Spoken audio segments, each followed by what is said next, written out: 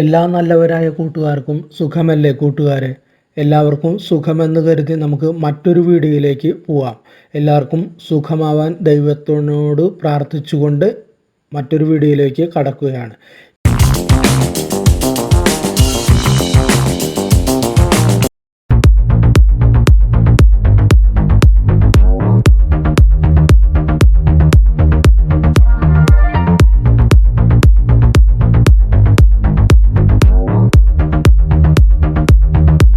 ഇന്നത്തെ വീഡിയോ ഒരു സിനിമ റിവ്യൂവിനെ കുറിച്ചാണ്. അതായത് പുതിയതായി ജൂൺ 7 റിലീസായ ഗോളം എന്ന ചിത്രത്തിൻ്റെ ഒരു റിവ്യൂ ആണ് നമ്മൾ ഈ വീഡിയോയിലൂടെ പങ്കുവയ്ക്കുന്നത്. ഒരു വീട്ടിലോ ഫ്ലാറ്റിലോ ഒക്കെ നടക്കുന്ന മരണവും അതിനെ ചുറ്റിപ്പറ്റി നടക്കുന്ന അന്വേഷണങ്ങളുമൊക്കെ ഉദ്വേഗഭരിതമായി അവതരിപ്പിച്ച നിരവധി ചിത്രങ്ങൾ മലയാളത്തിൽ പുറത്തിറങ്ങിയിട്ടുണ്ട്. അത്തരമൊരു പ്രമേയം പുതുമയോടെ അവതരിപ്പിക്കുക എന്നത് ശ്രമകരവുമാണ്. എന്നാൽ ആ ഉദ്യമം തൻ്റെ ആദ്യ ചിത്രത്തിലൂടെ അതിഗംഭീരമായി അവതരിപ്പിച്ചിരിക്കുകയാണ് സംവിധായകൻ സംജാദ്. ഗോളം എന്ന ഈ ഇൻവെസ്റ്റിഗേഷൻ ത്രില്ലർ എന്ന ചിത്രത്തിലൂടെ നഗരത്തിലെ ഒരു IT സ്ഥാപനത്തിലെ മേധാവി ഐസക് ജോണിൻ്റെ മരണവും ചുരുങ്ങിയ സമയം കൊണ്ട് നടക്കുന്ന അന്വേഷണത്തിലും ഊന്നിയാണ് ചിത്രം പുരോഗമിക്കുന്നത്. മരണപ്പെട്ടയാളുടെ പ്രാധാന്യം കണക്കിലെടുത്ത് അന്വേഷണ ചുമതല ലഭിക്കുന്നത് ASP സന്ദീപ് കൃഷ്ണനാണ്. സ്വാഭാവിക മരണമെന്ന് തൻ്റെ കൂടെയുള്ള പോലീസുകാർ വിധി എഴുതുമ്പോഴും അത് അപ്പാടെ വിശ്വസിക്കാൻ ACP തയ്യാറാകുന്നില്ല. തുടർന്ന് കേസിന് പിന്നാലെയുള്ള സന്ദീപിൻ്റെ യാത്രയാണ് ചിത്രം. അപ്രതീക്ഷിത സംഭവങ്ങളിലൂടെ ത്രസിപ്പിക്കുന്ന നിമിഷങ്ങളിലൂടെയുമാണ് ചിത്രം പിന്നീട് സഞ്ചരിക്കുന്നത്. ഒരു ഓഫീസ് മുറിയെ കേന്ദ്രീകരിച്ചാണ് കഥ പുരോഗമിക്കുന്നത്. രഞ്ജിത്ത് സജീവാണ് നായക കഥാപാത്രമായ ASP സന്ദീപിനെ അവതരിപ്പിച്ചിരിക്കുന്നത്. ഐസക് ജോണായി ദിലീപ് പോത്തനും വേഷമിട്ടിരിക്കുന്നു.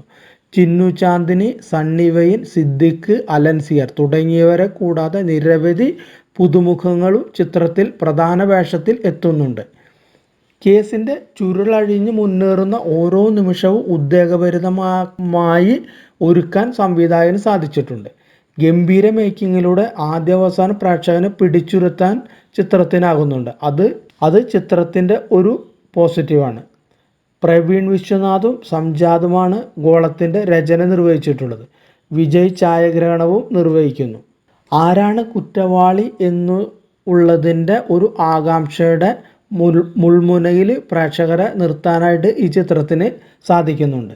ഐസക് ജോൺ എന്ന MDയുടെ മരണത്തിൻ്റെ ദുരൂഹതകൾ അഴിക്കുന്ന ASPയുടെ നടപടികളാണ് ഗോളം സിനിമയെ ഉദ്വേഗജനകമാക്കുന്നത്. കമ്പനിയെ തൻ്റെ കൂടെയുള്ള പോലീസുകാർ ഇതൊരു സാധാരണ മരണമാണ് എന്ന് പറയുമ്പോഴും നിരവധി ദുരൂഹ കൊലപാതക കേസുകൾ തെളിയിച്ച സന്ദീപ് അത് ചെവിക്കൊള്ളുന്നില്ല.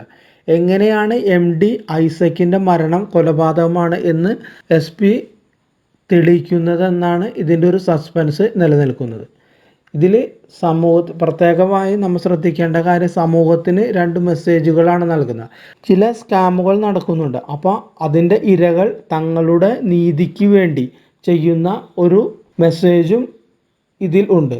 അതുകൂടാതെ നിയമത്തിൻ്റെ മുന്നിൽ പലരും കുറ്റവാളികളായിരിക്കാം പക്ഷേ മനസാക്ഷിയുടെ മുന്നിൽ അവർ ചിലപ്പോൾ നിരപരാധികളുമായി ആയിരിക്കാം. സാഹചര്യങ്ങൾ കൊണ്ട് ചിലപ്പോൾ കുറ്റവാളികളായി തീരുന്നവരുമുണ്ട്. ഇതാണ് ഈ ചിത്രം സമൂഹത്തിന് നൽകുന്ന ഒരു മെസ്സേജ്. അതുകൂടാതെ നമ്മൾ പ്രത്യേകം വലിയ ത്രില്ലർ സിനിമകൾ കണ്ടു പരിചയിച്ച നമുക്ക് ദൃശ്യം 1, ദൃശ്യം 2, അഞ്ചാം പാതിര, CBI ഡയറിക്കുറിപ്പ് ഇതുപോലുള്ള ക്രൈം ത്രില്ലർ സിനിമകൾ കണ്ട് ആ മനസ്ഥിതിയോടെ ആ മൈൻഡിനോടെ ഈ ചെറിയ ചിത്രത്തിൽ നമ്മൾ ഒരിക്കലും കാണരുത്. ആ ചിത്രങ്ങളെല്ലാം വലിയ ക്യാൻവാസുകൾ ഉള്ള ചിത്രങ്ങളാണ്. ദൃശ്യം അല്ലെങ്കിൽ CBI ഡയറിക്കുറിപ്പ് എന്നിവയെല്ലാം. അപ്പോൾ ഇതൊരു കൊച്ചു സിനിമയാണ്. അപ്പോൾ ആ മെൻറ്റാലിറ്റിയോട് കൂടി മാത്രമേ ഈ സിനിമയെ നമ്മൾ കാണാൻ പാടുള്ളൂ. എങ്കിൽ മാത്രമേ ഈ സിനിമയ്ക്ക് ഒരു വിജയം കൈവരിക്കാനായിട്ട് സാധിക്കുകയുള്ളൂ. അപ്പോൾ പുതിയ സംവിധായകൻ്റെ ഈ നല്ലൊരു സസ്പെൻസ് ത്രില്ലറിനെ നമ്മൾ ഉള്ളഴിഞ്ഞ് പിന്തുണയ്ക്കുക.